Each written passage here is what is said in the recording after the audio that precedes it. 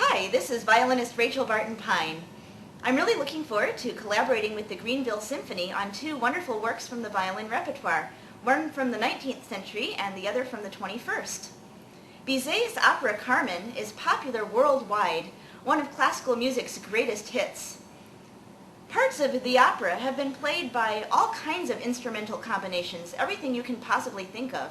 In fact, just the other day, I saw part of Carmen being played on a Chinese erhu on YouTube, believe it or not. There have been numerous versions written for violin, most recently that of the Hollywood composer Franz Waxman from the 1940s, and before that, guys like Hubai and Derdla and many others. But by far the most frequently performed is that of the 19th century Spanish violin virtuoso and composer Pablo de Sarasate. Sarasate's Carmen Fantasy is in 5 distinct sections, beginning with the introduction music to Act 4, and then going into the famous habanera aria, Love is Like a Gypsy Child, where Carmen talks about her philosophy of love, which is synonymous with her philosophy of life.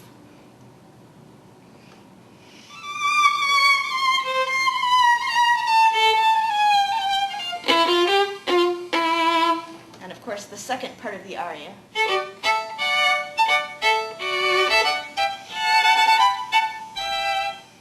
When it comes back to verse 2, Sarasate cleverly mixes it up with many different virtuosic techniques.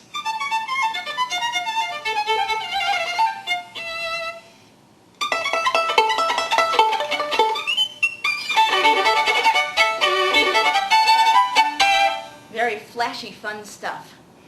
Then in the third section, Carmen is trying to persuade the handsome young soldier, Don Jose, to desert the army and come hang out with her instead.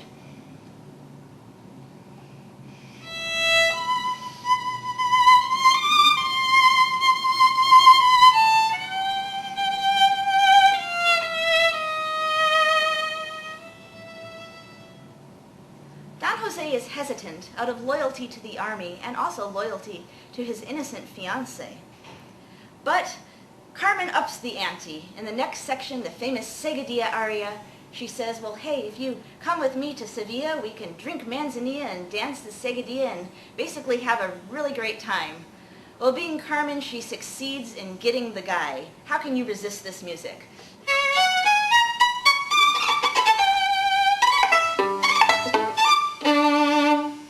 So you get to the 5th section, and sure enough, Don Jose has run off with Carmen. They're at a bar together, and Carmen is dancing a wild gypsy dance on a tabletop for him. Well, I have to admit, I've never actually danced on a tabletop in a bar myself, but I do it on the violin all the time. Well, the renowned pedagogue Joseph Gingold often said that there are 2 pieces in the violin repertoire that young girls should never play, one of them being the Carmen Fantasy, and the other being the 3rd movement of Lalo's Symphonie Espagnole.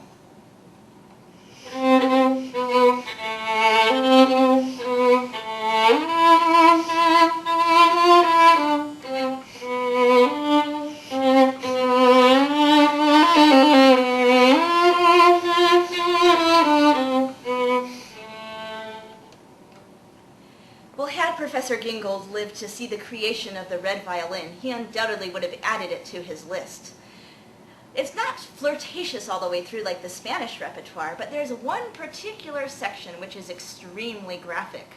In fact, the only other similar bit of music I can think of is part of the end of Bartók's Miraculous Mandarin Suite, where the trombone has some very suggestive slides. Here's the part from the Red Violin.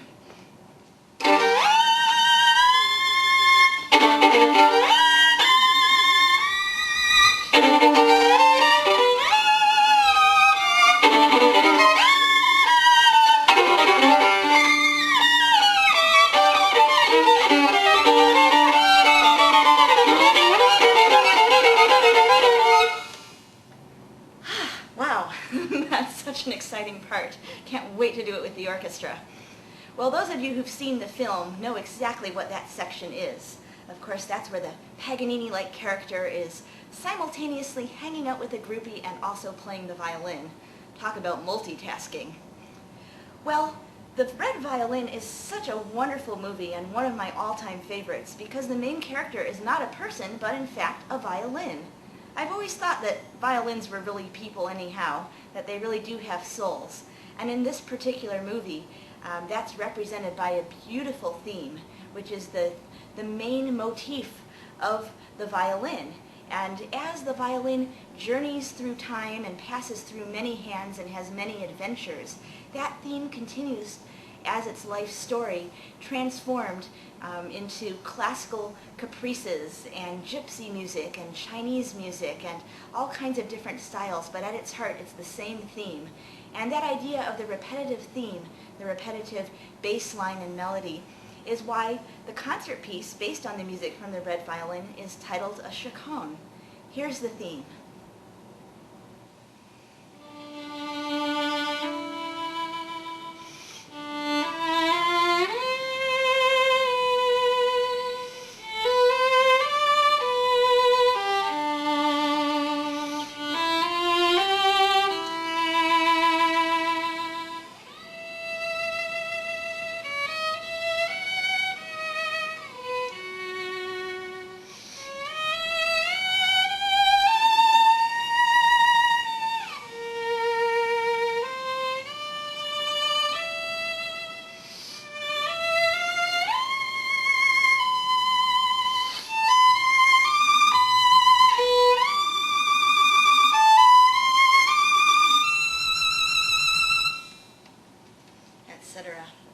The violin in the Red Violin movie is by a fictional maker, Busati.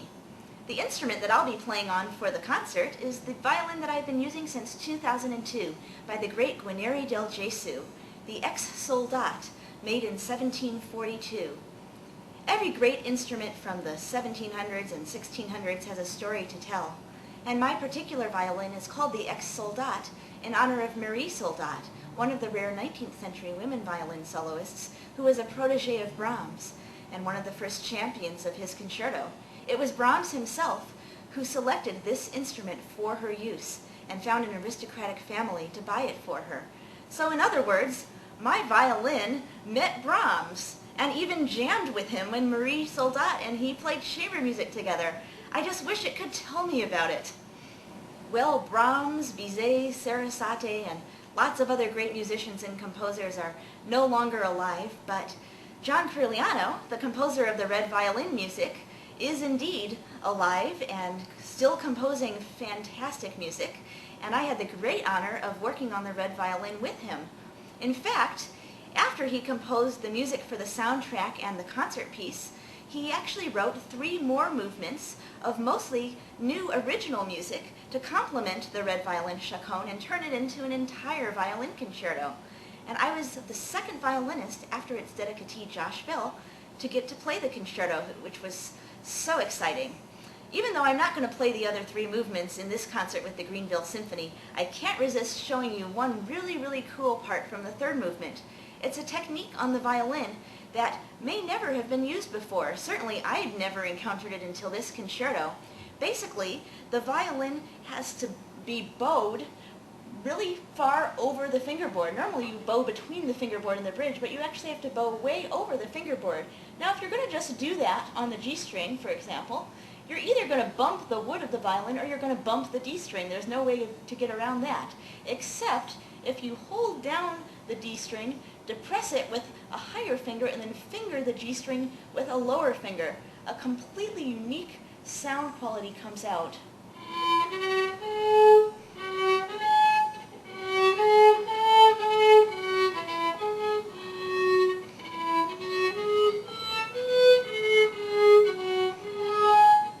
Isn't that amazing? I never knew a violin could sound like that. I guess the closest thing is a wooden flute, and in fact in his concerto, John Corigliano adds a rarely heard alto flute to duet with that part on the violin. Really an amazing moment. Just an amazing concerto overall, and I'm sure that in years to come, John Corigliano's Red Violin Chaconne will continue in its path to becoming one of the most popular violin showpieces of all time, right along with Sarasate's beloved Carmen fantasy. Well, this will be my first appearance in Greenville, but it'll be my third or fourth collaboration with Maestro Givgel, with whom I've previously collaborated with his other orchestra, the Fort Wayne Philharmonic.